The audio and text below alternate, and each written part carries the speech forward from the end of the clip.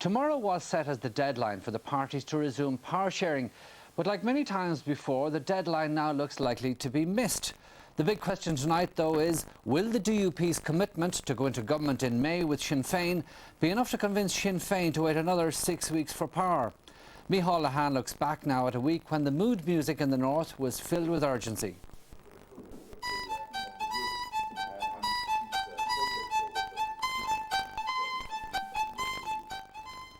It's Thursday in Dowling Street and the North's parties heard the detail of a new financial package on offer if they can share power by Monday.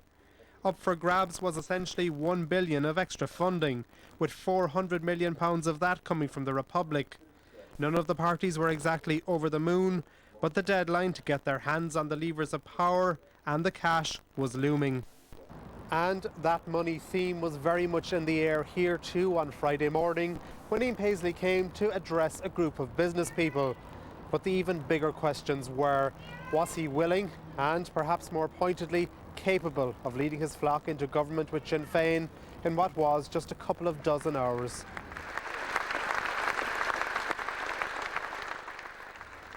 Inside the hall, the would-be First Minister delivered a speech that contained everything. There was the appetite to get into government and to achieve for business. But there were hints too that Ian Paisley might like to become First Minister, but maybe not as early as Monday. The structures of government must be robust enough to withstand challenges from within and without. If default occurs, government must be preserved, and the defaulter, not everybody, the defaulter must be punished. That is why we require a sanction mechanism. When these are fully achieved, I believe that the conditions will be right for stable and enduring government.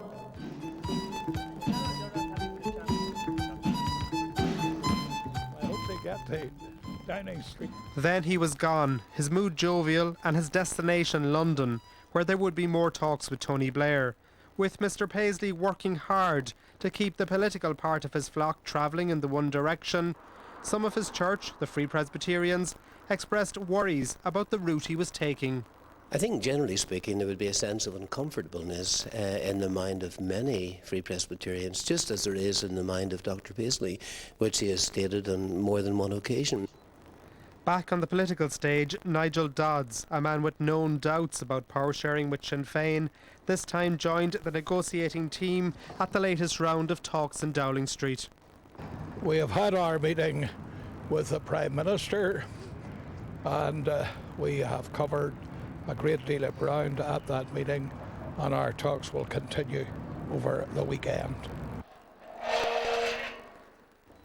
And so on Saturday morning, here at the Castlereagh Council offices in Belfast, the DUP's executive held what was described as its most important meeting ever. The leadership won 90% support for a proposal that would see a 6-week delay in devolution. But crucially, the party was, by and large, united in its commitment to power sharing. Ironically, the level of support was comparable to that given to the Sinn Féin leadership at its equally historic meeting on policing last January. And so on Saturday evening, the questions were, would Peter Hain and the British government insist on devolution or dissolution on Monday? Or could Sinn Féin and the DUP somehow work out an alternative? This morning, the answers, at least in some form, arrived. Now, if they can do it their own way, we don't have to do it our way. But the clock is ticking down towards midnight tomorrow night, in which dissolution will follow the following day if devolution hasn't happened, with all the consequences that people know: the water bills going out, the ban on academic selection kicking in, the salaries and allowances stopping, Stormont closing, and the partnership with the Irish government going forward stronger than ever. Put simply, power will be devolved to Northern Ireland from midnight tonight, but the DUP will not go into government tomorrow. However, if Sinn Féin and themselves can hammer out a solid plan in the next 24 hours, that would see the institutions up and running in 6 weeks, then they could be accommodated by Peter Hain. If not, Stormont will shut down indefinitely. All eyes will now turn to the expected talks between Ian Paisley and Gerry Adams in Stormont tomorrow. Micheál Lehane reporting there from Belfast, and joining us now from our Belfast studio is RT's Northern Editor Tommy Gorman. Tommy, if there is to be an alternative put together between Sinn Féin and the DUP, how will we know if it's working? Watch tomorrow morning, Sean, to see if a bilateral meeting between Sinn Féin and the DUP takes place. I'd expect that will go ahead, and I'll also watch to see if there will be strong statements made to cameras by Gerry Adams and by Ian Paisley tomorrow. If that happens, you'll know business is taking place. Then attention may switch, after other bilateral meetings at Stormont, attention may switch to Westminster. The British government will have to bring in amending legislation by at the latest on Tuesday. They could try it on Monday evening, but knowing the way things are always stretched out to the last, I'd say it will be Tuesday if that's to take place. And if those ingredients, if that sequence is followed, Sean, the deal is on. So, face-to-face meetings, but is there not a danger that maybe fresh demands might be tabled to people looking for further reassurances?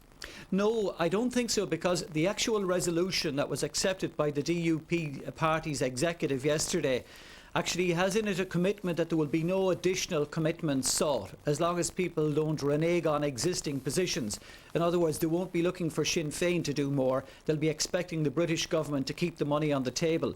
I think, Sean, yesterday Ian Paisley was faced with a situation where he could bring more than half his party for an arrangement beginning tomorrow, but there would be trouble afterwards. But on the other hand, what was an offer was 90% of his party, including significant figures like Willie McRae, Gregory Campbell and Nigel Dodds, sceptical in the past, signed up for power sharing for May.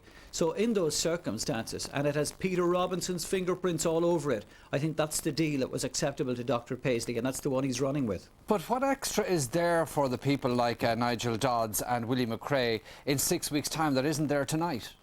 What's there, Sean, is principle. Remember, this is a party with a tradition of no surrender. They didn't surrender. They're doing it according to their own time. And such matters become important when people feel that they're cornered or being put somewhere they don't want to go. You have also to take account of, look at Nigel Dodd's background. 1996, very ill son up in the Royal Hospital. And while there, he was attacked by IRA members. His bodyguard was seriously injured.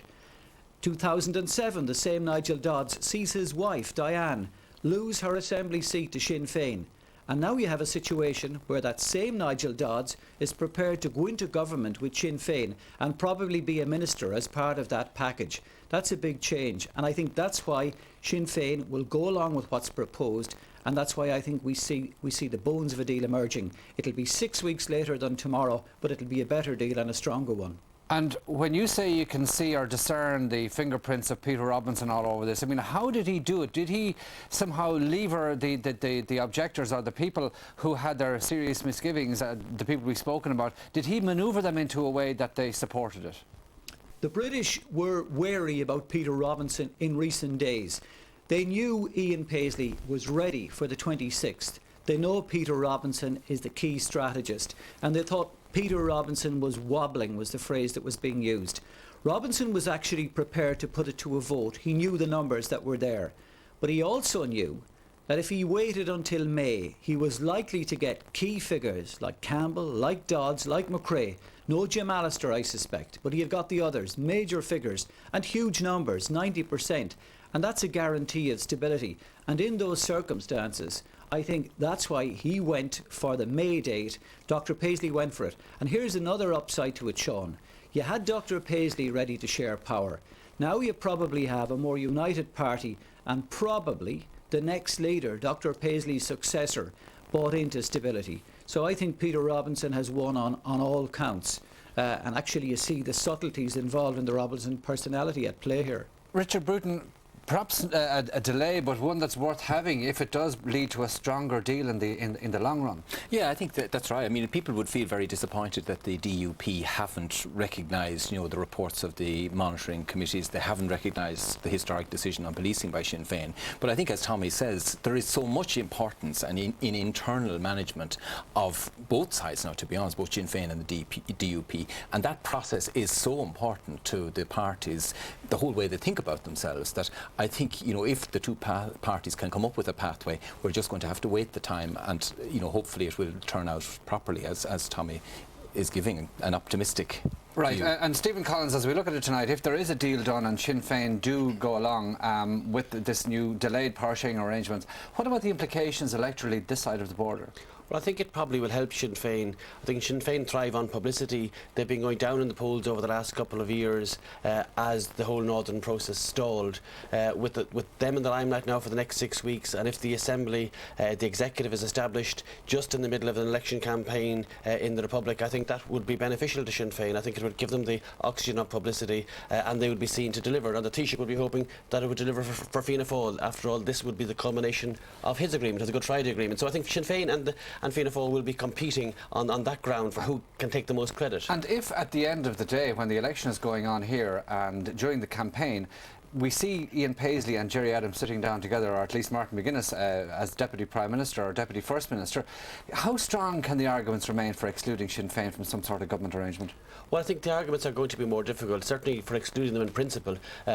Bertie Ahern, if you noticed earlier on tonight, was saying he was excluding them on economic grounds, on the basis that their economic policies didn't tally. So he dropped the old arguments that the IRA and violence and all of that still existed. And Tommy, last word to you. Will there be a handshake tomorrow? Don't know if there'll be a handshake, but they'll be in the same room, and I'd say the body language will be quite positive.